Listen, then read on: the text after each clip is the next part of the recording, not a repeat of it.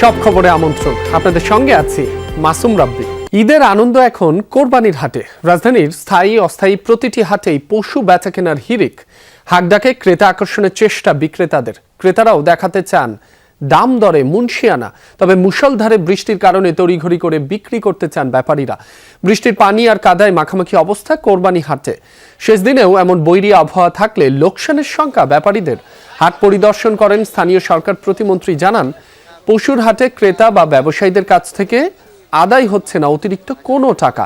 এছাড়াও হাট পরিদর্শনে গিয়ে উত্তর সিটির প্রশাসক দাবি করেন চাঁদাবাজির যে অভিযোগ সেটা সত্য নয়। ডিএমপি কমিশনার জানান এমন অভিযোগ পেলে নেওয়া হবে ব্যবস্থা।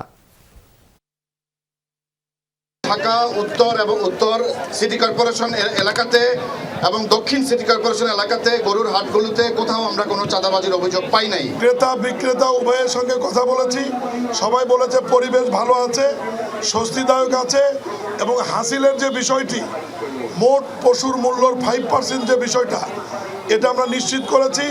পরিবার পরিজনের সাথে ঈদ করতে রাজধানী ছাড়ছেন নগরবাসী।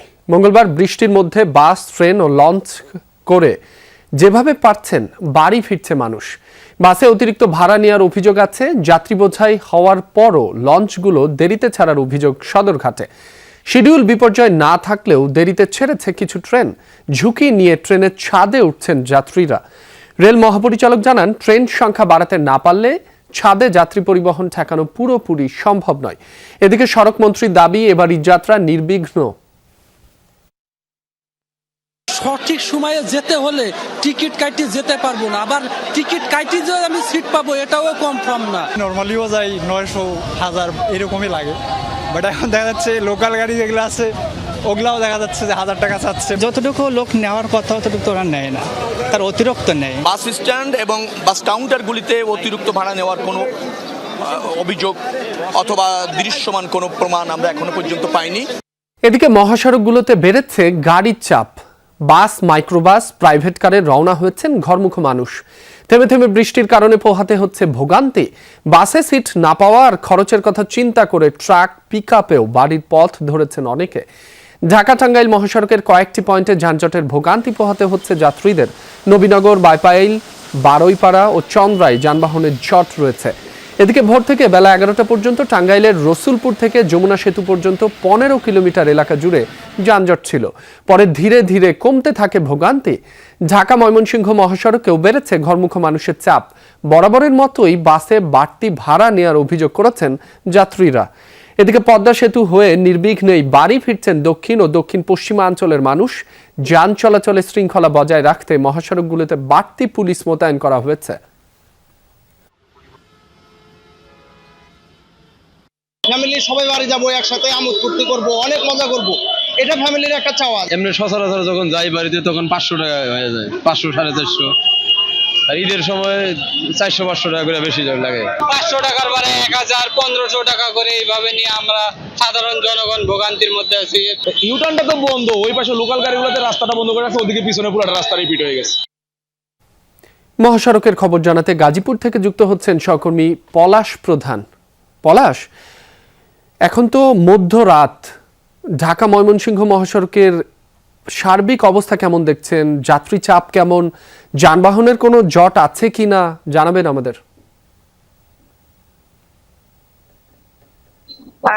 আসলে রাজধানী প্রশাসক আব্দুল্লাহপুর, টঙ্গী এবং চৌরাস্তা যে গুরুত্বপূর্ণ যে পয়েন্টগুলো ছিল সেখানে কিন্তু এখন পরিবারের উপর তেমন কোনো জটলা নেই। তবে যাত্রী জটলা রয়েছে, সেই যাত্রী জটলা নিরসন করার জন্য অর্থাৎ তাদের নিজ নিজ জেলা যাওয়ার জন্য, গন্তব্যে যাওয়ার জন্য কিছুক্ষণ আগে অর্থাৎ 1 ঘন্টা যাবৎ গাজীপুর জেলা প্রশাসক, জেলা প্রশাসন এবং গাজীপুর সিটি কর্পোরেশন, গাজীপুর মেট্রোপলিটনের ঊর্ধ্বতন যে কর্মকর্তারা রয়েছে, ট্রাফিক বিভাগ যারা রয়েছে, সকল ঊর্ধ্বতন কর্মকর্তা কিন্তু এই মুহূর্তে ঢাকা ময়মনসিংহ মহাসড়কে নেমেছে।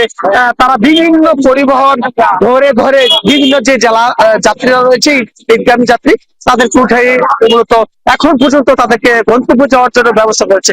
এখন থেকে ঠিক 1 ঘন্টার আগের চিত্র যদি বলি সেক্ষেত্রে বলবো ঢাকা ময়মনসিংহ মহাসড়কে যে পরিমাণে আসলে যাত্রী ছিল সেটি এক পরিবহনে তাদেরকে উঠিয়ে দেওয়া হচ্ছে, সেক্ষেত্রে যাচ্ছে। এই যে কি ব্যবস্থা, ঠিক 1 ঘন্টা আগে আমরা দেখেছিলাম যে এত পরিমাণে যাত্রী তারা অনেকটাই বিপাকে পড়ছিল। তারা বলছিল, আমরা দেখিয়েছিলাম যে ঢাকা ময়মনসিংহ মহাসড়ক পায়ে হেঁটে সহ তারা তাদের গন্তব্যে যাওয়ার চেষ্টা করছে। এটি এখন অনেকটাই স্বাভাবিক হচ্ছে, তারা যাচ্ছে, হয়তো আরো আধা ঘন্টা লাগবে, ঢাকা ময়মনসিংহ মহাসড়ক অনেকটা স্বাভাবিক হয়ে যাবে।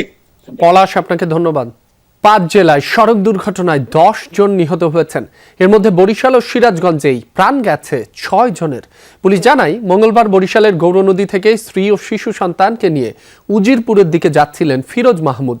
বাটাজোর বাসস্ট্যান্ড এলাকায় যানজটের কারণে মোটরসাইকেল থামা অবস্থায় ছিল। এ সময় একটি বাস পেছন থেকে মোটরসাইকেলটিকে চাপা দেয়। ঘটনাস্থলেই মারা যান 3 জন।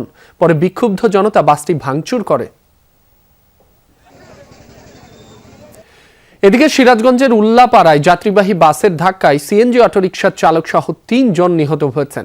মঙ্গলবার সন্ধ্যায় ঢাকা রাজশাহী মহাসড়কের সলঙ্গা থানার রামারচর এলাকায় এ দুর্ঘটনা ঘটে। পুলিশ জানায়, ঢাকা থেকে ছেড়ে যাওয়া রাজশাহীগামী একতা এক্সপ্রেস বাস পেছন থেকে সিএনজিটিকে ধাক্কা দেয়। ঘটনাস্থলেই নিহত হয় 3 জন। দুর্ঘটনার পর মহাসড়কে কিছু সময়ের জন্য যান চলাচলে ধীরগতি দেখা যায়। এছাড়া সাতক্ষীরার তালায় 2 জন, জামালপুর ও খুলনায় 1 জন করে সড়ক দুর্ঘটনায় প্রাণ গেছে আরও 2 জনের।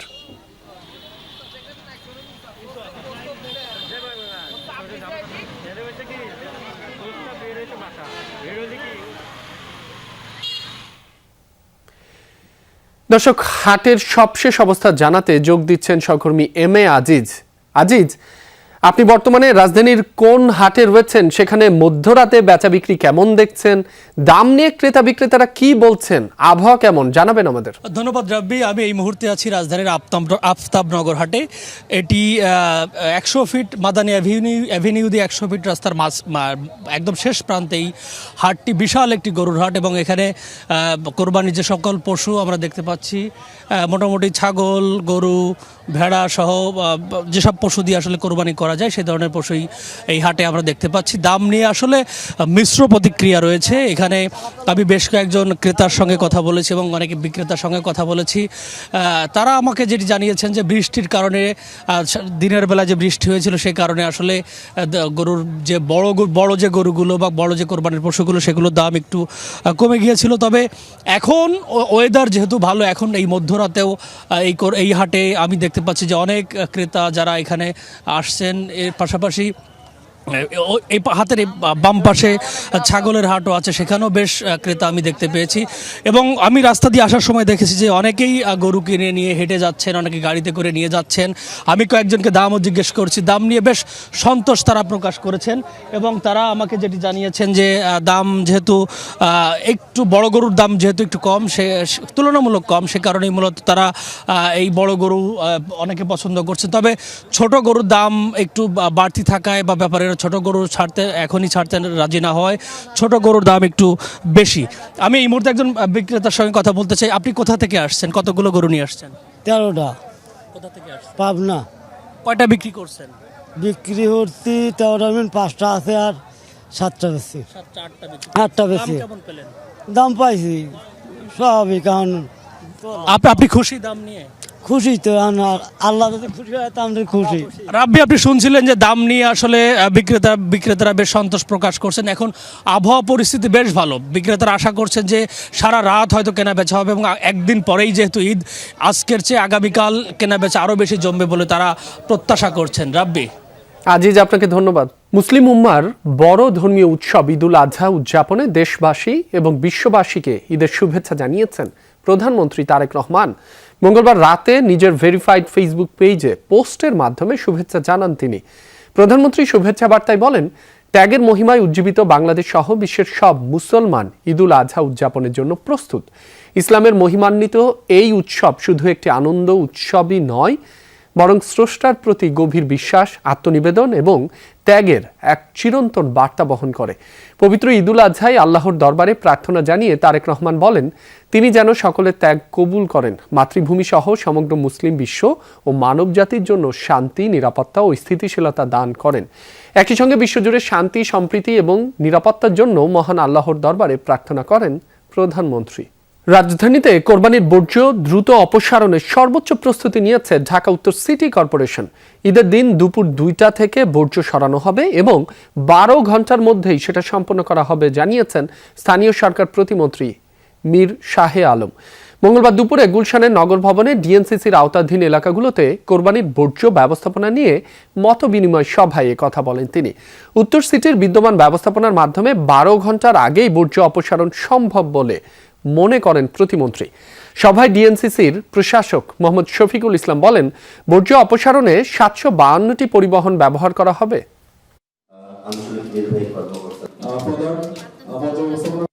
সরকার ঘোষিত যে বর্জ্য ব্যবস্থাপনা 12 ঘন্টার মধ্যে পরিষ্কার করার যে একটা ঘোষণা দিয়েছে, সেই নীতিকে সামনে রেখেই আমরা তার আগেই ইনশাআল্লাহ ঢাকা উত্তর সিটি কর্পোরেশনকে আমরা ক্লিন করে ফেলবো ইনশাআল্লাহ।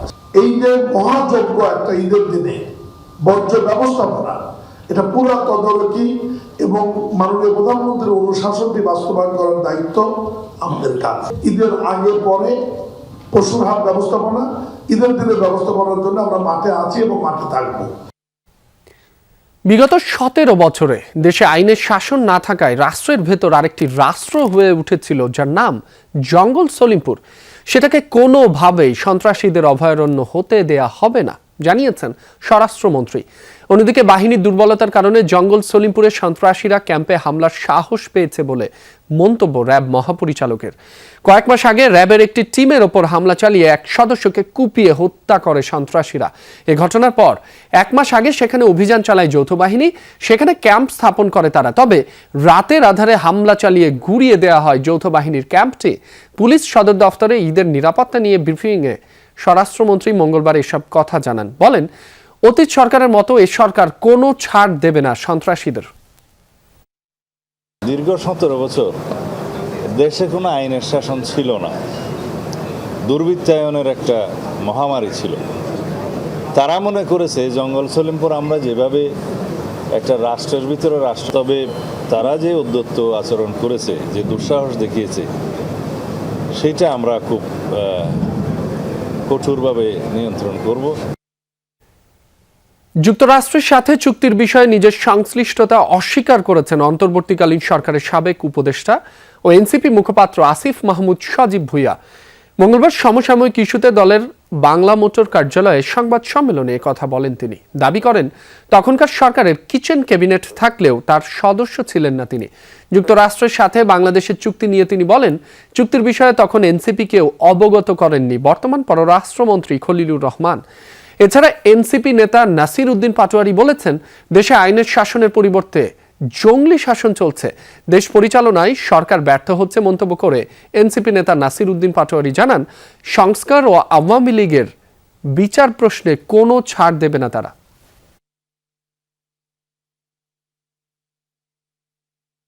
সরকার তাদের বিচার না করে তাদেরকে জামিন দিয়ে দিচ্ছে। সংস্কারের কথা বললে সরকার হলো নার্ভাস হয়ে পড়ে। সরকার হলো সংস্কারের কথা বললে হলো সরকার হকি স্টিক দিয়ে আঘাত করে। 9 ফেব্রুয়ারি নির্বাচনের 3 দিন আগে চুক্তিটা হয়েছিল, ফলে এই চুক্তি সম্পর্কে আমার কোনো কিছু অফিসিয়ালি জানা পসিবল না। সবার সাথে কথা বলেছি, এই চুক্তি হওয়ার বিষয়ে কেউ জাতীয় নাগরিক পার্টির কনসার্ন নেয় নাই। মিরপুর কালচির আগুন শুধু ঘর পোড়ায়নি, কাউকে নিঃস্ব করেছে, কাউকে করেছে স্মৃতিহীন। এক মুহূর্তের আগুনে ছাই হয়ে গেছে বহু মানুষের বছরের পর বছরের স্বপ্ন। গত রাত থেকে ঠিক নেই নাওয়া খাওয়ার। মঙ্গলবার বেলা 12টা নাগাদ পুড়ে যাওয়া বস্তিবাসীকে এক বেলার খাবার তুলে দেয় একটি বেসরকারি সংস্থা। পুড়ে যাওয়া ছায়ের মধ্যে অসহায় মানুষগুলো এখনো খুঁজে ফিরছেন রয়ে যাওয়া সম্বল। আগুনটা লাগিয়ে দেওয়া হচ্ছে বলে অভিযোগ বস্তিবাসীর। সরকারের কাছে তাদের দাবি আগে পুনর্বাসনের। এই বস্তিতে ছিল আনুমানিক 3,500 মানুষের বাস। ঈদের বাকি একদিন, মাথার উপর ছাদটাও হারিয়েছে হাজারো মানুষ। বৃষ্টির সময় এখানে ভিজি, এই টিন মাথায় দিয়ে বয়ে রয়েছি সারা রাত। যাও ফুইরা কয়টা আছে তো লয়ে যাইবো গাড়ি পর দিছি সারা রাত্রে। সরকার কি দিব? আমার বাইরে একটা চাকরির ব্যবস্থা করে, আমাকে একটা পুনর্বাসন ব্যবস্থা করে আমার বাইরে। কে কি করছে বলতে পারি না, আমার বাড়িটার একটা কিছু নিয়ে বাইরেতে পারে নাই। লাব্বাইক আল্লাহুম্মা লাব্বাইক, হে পরম করুণাময়, বান্দা হাজির তোমার দরবারে। লাখো মুসল্লির এই ধ্বনিতে প্রকম্পিত ঐতিহাসিক আরাফার ময়দান। পবিত্র হজের খুতবা দেন মসজিদুল হারামের ইমাম খতিব শেখ আলী আল হুদাইফি, যা বাংলা সহ ৩৫ ভাষায় সরাসরি সম্প্রচারিত হয়। শরিয়া ভিত্তিক জীবনযাপনের তাগিদের পাশাপাশি বিশ্ব শান্তি কামনার পাশাপাশি মুসলিমদের প্রতি ঐক্যের আহ্বান জানানো হয় খুতবায়। এদিকে হজে গিয়ে আজ একজন সহ এখন পর্যন্ত ৩১ জন বাংলাদেশি মারা গেছেন জানিয়েছে ধর্ম মন্ত্রণালয়। আল্লাহর দরবারে নিজেকে পরিপূর্ণভাবে সমর্পণে আরাফার ময়দানে হাজির লাখো মুসল্লি। সমবেত কণ্ঠে একই উচ্চারণ, আমি হাজির হে আল্লাহ, আমি হাজির। হজের মূল আনুষ্ঠানিকতা সম্পন্ন হয় আরাফার ময়দানে। পাহাড়ের পাদদেশ কিংবা সুবিধাজনক জায়গায় বসে পরম করুণাময়ের দরবারে পাপ মুক্তির কামনা। আল্লাহ তাআলার জন্য যিনি স্থানীয় সময় দুপুর 12টার দিকে খুতবা দেন মসজিদুল হারামের খতিব শেখ আলী আল হুদাইফি। এ সময় আল্লাহর একত্ববাদ, মৃত্যুর পরের জীবন এবং কিয়ামত নিয়ে আলোচনা করা হয়। আল্লাহ ভীতির অন্যতম অংশ হলো নেক আমল সম্পাদন করা এবং গুনাহ ও অসৎ কাজ বর্জনের মাধ্যমে কিয়ামতের দিনের জন্য প্রস্তুতি গ্রহণ করা। আল্লাহ তাআলা বলেন, এটা এই জন্য যে আল্লাহই সত্য এবং তিনি মৃতকে জীবিত করেন, তিনি সব কিছুর উপর ক্ষমতাবান এবং এ কারণে যে কিয়ামত আসবেই এতে কোনো সন্দেহ নেই। যারা কবরে আছে আল্লাহ তাদেরকে অবশ্যই পুনরুত্থিত করবেন। এর পাশাপাশি কোরআন এবং সুন্নাহর আলোকে জীবন যাপনের জন্য তাগিদ দেওয়া হয় মুসলমানদের। বিশ্ব শান্তি কামনা করেন শায়খ। হজ হতে হবে আল্লাহ তাআলার প্রতিবদ্ধতা, নবী সাল্লাল্লাহু আলাইহি ওয়াসাল্লামের প্রতি আনুগত্য, বাহ্যিক ও অভ্যন্তরীণ পবিত্রতা, প্রতিজ্ঞা, চুক্তি ও অধিকার সমূহকে সম্মান জানানোর প্রকাশ ক্ষেত্র। আল্লাহ তাআলা ইরশাদ করেন, এটাই বিধান, আর কেউ আল্লাহ কর্তৃক নির্ধারিত পবিত্র স্থান সমূহকে সম্মান করলে তার রবের নিকট তাই তার জন্য উত্তম। রীতি অনুযায়ী খুতবা শেষে যোহর আর আসরের নামাজ একসাথে আদায় করেন হাজিরা। আরাফার ময়দানের আনুষ্ঠানিকতা শেষে মুজদালিফায় যাবেন তারা, সংগ্রহ করবেন পাথর। সেখানে রাত্রি যাপন শেষে বুধবার সকালে মিনায় ফিরে পাথর নিক্ষেপ করবেন শয়তানকে। এরপর পশু কুরবানি দিয়ে মাথা মুন্ডন করবেন, তারপর তাওয়াফ করবেন কাবা ঘর। মুসলিম বিশ্বের সবচেয়ে বড় এ জমায়েতে এবছর যোগ দেওয়ার সৌভাগ্য হয়েছে 20 লাখ মুসল্লির।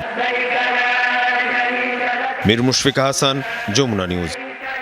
ঈদুল আজহা উপলক্ষে নরসিংদীর শিবপুরে 1000 দুস্থ ও অসহায় মানুষের মাঝে প্রধানমন্ত্রী ত্রাণ তহবিলের সহায়তার অর্থ বিতরণ করা হয়েছে। মঙ্গলবার বিকেলে উপজেলার নতুন অডিটোরিয়ামে সহায়তার 10 লাখ টাকা বিতরণ করা হয়।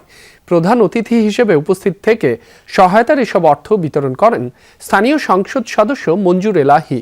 বক্তব্যে তিনি বলেন, প্রধানমন্ত্রী ত্রাণ তহবিল থেকে বরাদ্দ দেয়া একটি টাকাও কম বেশি দেওয়ার সুযোগ নেই।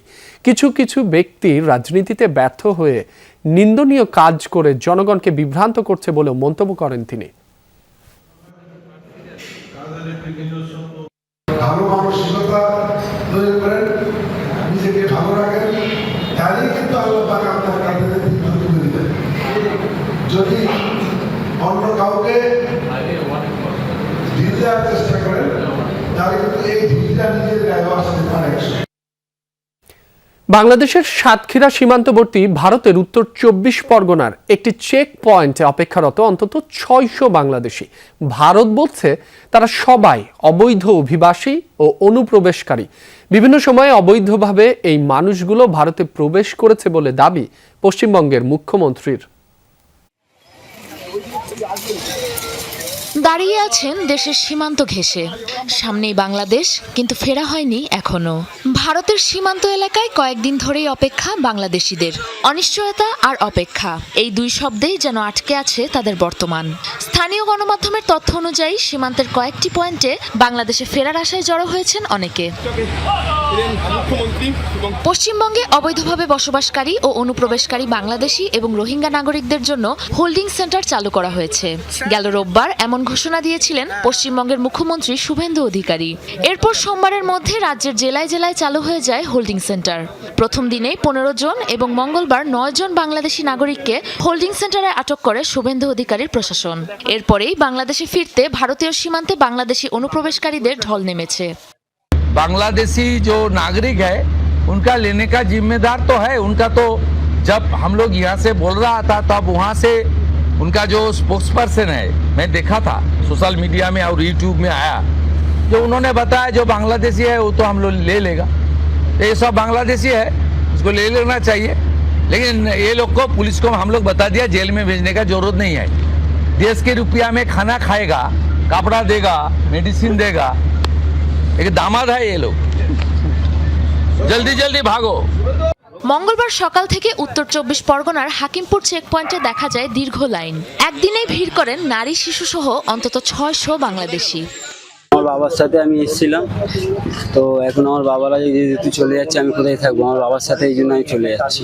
এনআরসির জন্য আমাদের সমস্যা, কোনো বাড়াতে বাড়ি থাকা যাচ্ছে না, আমাদের তো নিজস্ব জায়গা জমি নাই, তাই আমরা আমাদের জায়গার মানুষ, আমরা দেশের মানুষ দেশে চলে যাই। এখন এই যে একটা এনআরসি শুরু হয়েছে, এটা আমাদের কোনো সবুত নেই, কোনো কিচ্ছু নেই, এবার তাই আমাদের দেশে আমরা ফেরত যাচ্ছি। সীমান্ত পারাপার শুধু ভৌগোলিক বিষয় নয়, এর সঙ্গে জড়িত পরিচয় যাচাই, আইনি প্রক্রিয়া এবং দুদেশের কূটনৈতিক যোগাযোগ। ফলে অপেক্ষার সময় কতটা দীর্ঘ হবে তা এখনো নিশ্চিত নয়। অপেক্ষামান মানুষগুলোর অনেকের কাছে বিষয়টা শুধু সীমান্ত নয়, ঘরে ফেরার গল্প। অনিশ্চয়তার মাঝেও তাদের প্রত্যাশা একটাই, যেন দ্রুত শেষ হয় প্রক্রিয়া, খুলে যায় ফেরার পথ। সাবরিনা নুসরাত, যমুনা নিউজ। এই ছিল সব খবরের এখনকার আয়োজনে। এতক্ষণ যারা সাথে ছিলেন সবাইকে ধন্যবাদ।